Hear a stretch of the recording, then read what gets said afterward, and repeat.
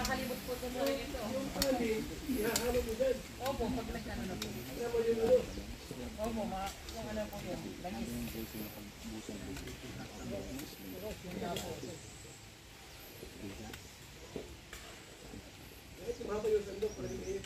na nga po eh. Pero okay na po ito, kaya na mo pong pagtagaan.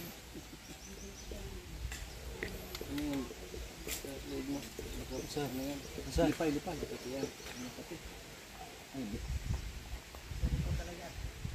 Ito, sinadya mo itong tayo.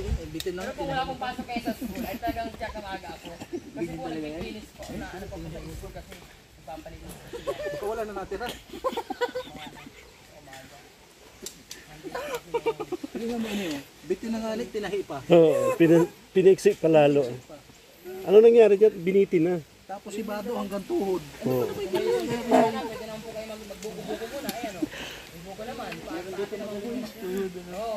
Para po friend sa buko. Hindi gawin mo ito. Kasi ipatastas mo ito. Ito, madali lang yan. Ay, sige. Sige, para mag-exact pa. Para mag-exact po siya. Ha? Para dito yan. Hanggang dito yan. Sakto. Sige na, inilangahan lang yan. Para maging araw. Ayan pala eh. Tulong-tulungan natin para yan. Para mag-ano siya, maglaba. Di ba? Bago pa, luma. Dito sa kabila. Sis, hindi mo naisip yan, Sis? Hindi mo naisip kasi? Vlogger ka pa yun. Iniisip mo lagi. Mindset ba? Mindset. Oo. Mindset lang yan. Di ba? Oh. Usap to na. Hindi na bitin. Di ba sa kabila? Sino ba may gawa nito? Saan mo nabili yan? Sino ba may gawa? Ikaw nagtayo nito kasi?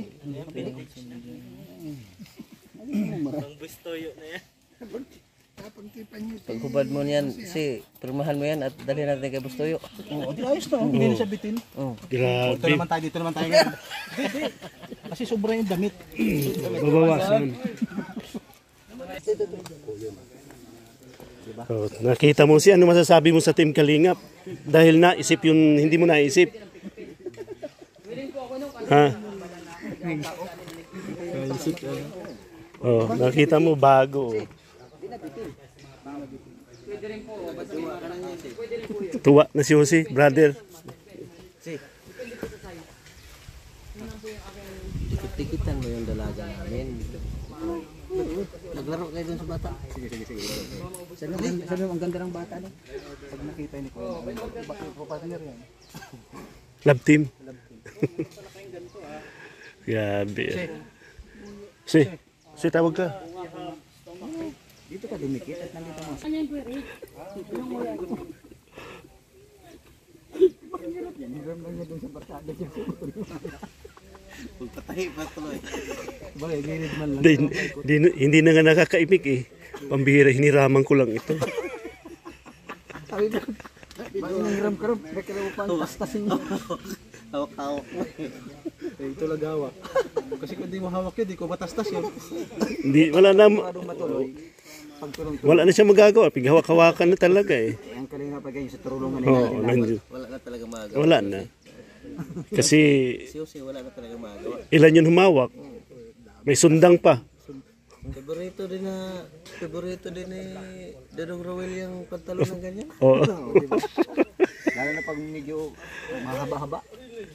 Ganun naman paborito kasi Ay, diba kaya nga lagi pinapaluto si Kalingap Awi kasi paborito niya Paborito, biko. oo. Yan. Ay, dalhan mo mamaya.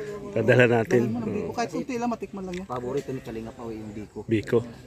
Tsaka ni Dodong Rowel lagi nagpapaluto talaga yun. Pag nadala natin si Kalingap Awi ng biko, matutuwa si Dodong Awi. Sigurado. Sigurado yun. Paborito ni Rochelle sa ni Ruel. Si Rochelle di masyado. Ito masyado. Si Ruel talaga. Dodong. Dodong talaga, paborito yung Dodong. My Yung God. pagbiyahe nga dito, naka-aeroplano may baon ng ganyan biko. Galing sa kanila. Sa aeroplano yan? Ha? Hindi bawal? Hindi bawal. Pasunod doon ka na sa community na. Sigurado mo, brother pass ng interview. Hindi ba masama sa masakit ang tiyan? Ang interview niya siya, Kuya Ritz. Paano nyo na-spot yan?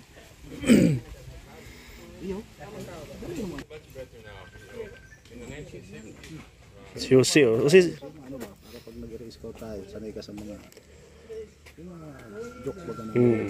Ito magaling ito. Dapat dito, hindi mainitin ang ulo. Tingali din naman ako mainitin. laging relax, smile. Kaya kailangan marunong ka makisakay. Huwag doon sa girlfriend mo sasakay, may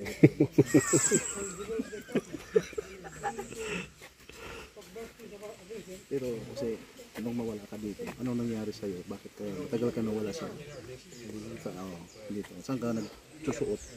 Sa ano, sa basic kasi minsan sa partner sa Saan saan? Yugan, kung saan sa Kanino pa? doon sa bundok, doon sa Abasig. Baso. Tapos nag-ikot ako sa Paracale. Trabaho. Hindi busy ka pala. Pero ngayon na hindi ka na busy, anong mga plano mo ngayon? Ang nais ko mga ilang plano ngayon ay mag-focus na rin sa channel at kalimutan ng lahat ng problema. Yeah. Yun ang masaya. Sa mga pinagdaanan mo, ano yung hindi mo makakalimutan? Yung mapakasaya na banding. Yan, banding sa family at saka sa mga kaibigan. Yun hindi ko makakalimutan. Pero okay na yun kasi naka-ano na tayo. Kamove on na. Isipin mo yun. Diyan papasok yun. Lahat kami mag-vlog sa'yo, umiiyak ka. Ako magtatanong ako. Kasi di ba, yun sabi mo nga, naging busy ka nung mga nakaraan. Ano yung pinaka masaklap na nangyari sa iyo nung mawala ka sa farm ni Ate Edna? Ayan. Siyempre, mga marami nangyari sa akin buhay kasi kung saan ako makaroon ng pagtrabaho nandun. At ngayon bumalik ko para Patuloy sa mga pangarap sa buhay. Nais kong makamit yung pangarap ko na nais kong makilala ko sa lahat ng social media. Yung mga tao. So, di ba sa mga sinabi mo, yung mga pinagdaanan mo, ano yung pagkakaiba ng Jose noon at Jose ngayon? Maganda kasi nakilala ko na naman sila Kuya Bal kasi sa kanila ako lumapit. Kaya, So sa ngayon, focus ka na ulit dito sa channel mo. focus na ako sa aking channel. Nakakayap din naman ang isipin. Bakit parang naluluha ka Jose? Eh tinanong ko lang naman kung ano nangyari sa'yo. Nakakayak na ang isipin. Kaya minsan naisip natin na papakalayo, nahirap paglayo pala sa kalingap. Lalo at marayo ng Pilipinas. Salamat talaga sa pagkalingan ko sa iyo. Napakabait ni Kuya Bal. Natin sa akin. At hindi mo lang pinababayaan. Kasi bakit ka naiiyak? Siyempre naiyak lang ako kasi napabalik din dito. Yun lang.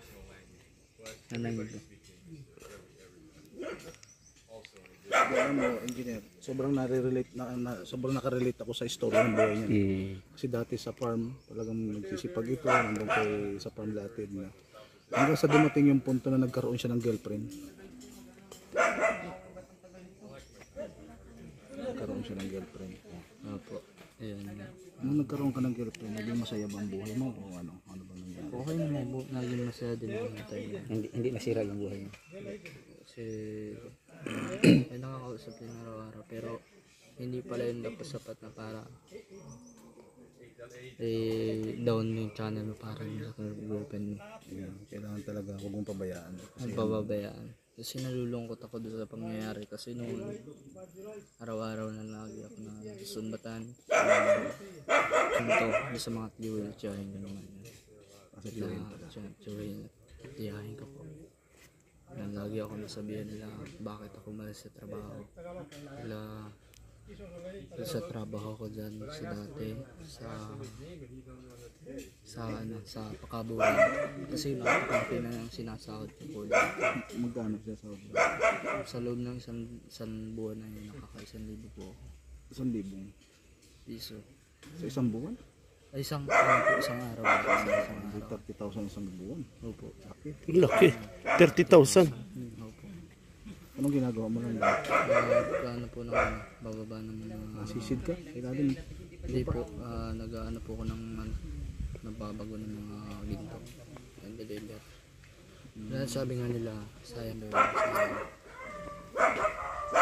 Sayang yung kita mo doon. Ano po? Kaya kasi, umalis na naman ng parang ginto. Grabe yung mga pinagdaanan nito niya. Kasi,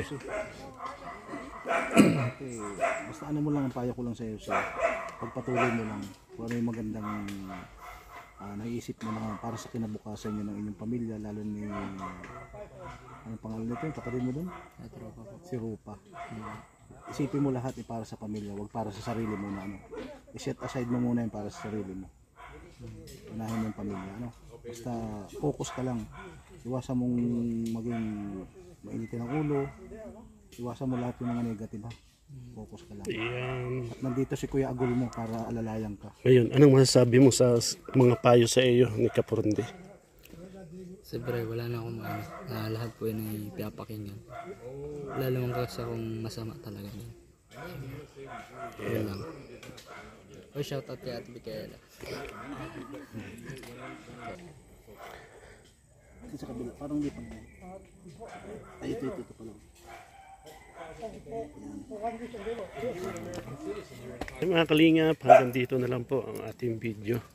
Ayan, maraming salamat po sa lahat ng ating mga kaibigan, mga subscribers, viewers, yung mga kaibigan po natin OFW. Maraming salamat sa inyong lahat.